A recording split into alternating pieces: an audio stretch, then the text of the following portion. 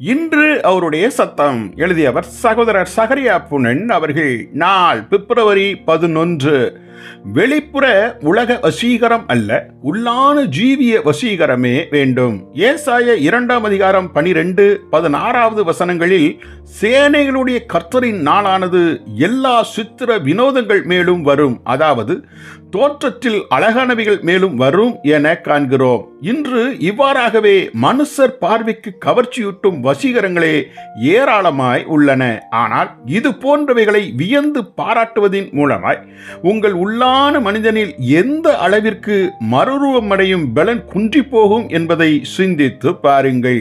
ஆம், இவ்வாறு வெளிப்புற கவர்ச்சியினால் எந்த அளவுக்கு ஈர்க்கப்பட்டு இருக்கிறோமோ அந்த அளவிற்கு நம் உள்ளான ஜீவியத்தின் வளர்ச்சியில் குறைவுபடுவோம் என்ற உண்மையை நாம் மனதில் கொள்வோம். வெளிப்புறத்திற்குரிய யாதொன்றும் நம் சந்தோஷத்தை சிறிதளவு கூட கூட்ட முடியாது. ஆனால் உங்கள் முழு இருதயமாய் தேவனுக்கு பயந்து வாழ்ந்தால் நீங்கள் சம்பூரண ரட்சிப்பை அடைவது மாத்திரம் அல்லாமல் நிறைவான மகிழ்ச்சியும் அடைவீர்கள். தேவனோ நேற்றும் இன்றும் மாறாதவராகவே இருக்கிறார். அன்று ஏசாயாவின் நாட்களில் வெளித்தோற்றமான கவர்ச்சியை அருவருத்தார். இன்றும் பவுல் தன்னுடைய நாட்களில் மேட்டிமையானவைகளை சிந்தியாமல் தாழ்மையானவைகளுக்கு நம்மை இணங்கும்படியே புத்தி சொன்னார். ரோமர் 12 அதிகாரம் 16 வசனம். அதாவது நாம் எப்போதும் தாழ்மையானவைகளையே தெரிந்து கொள்ள வேண்டும். ஆனால் இவ்வாறு தாழ்மைக்கு இணங்கும் சிந்தை இன்று ஜனங்களிடத்தில் காணப்படுகிறதா? இல்லவே இல்லை. இதற்கு நேர் எதிரடியான மேன்மையானவைகளில் தானே நாட்டம் கொள்கிறார்கள்.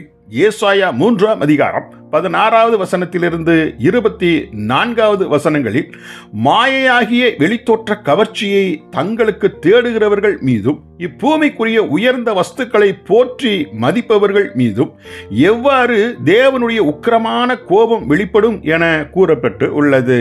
ஆம், தங்கள் பேச்சின் நளினம், தங்கள் ஒய்யார பார்வை, தங்களை குறித்து மற்றவர்களின் கணிப்பு போன்ற சிந்தைகளால் ஆட்கொள்ளப்பட்டு வாழ்பவர்கள் மீதே தேவ கோபம் தூண்டப்படுகிறது.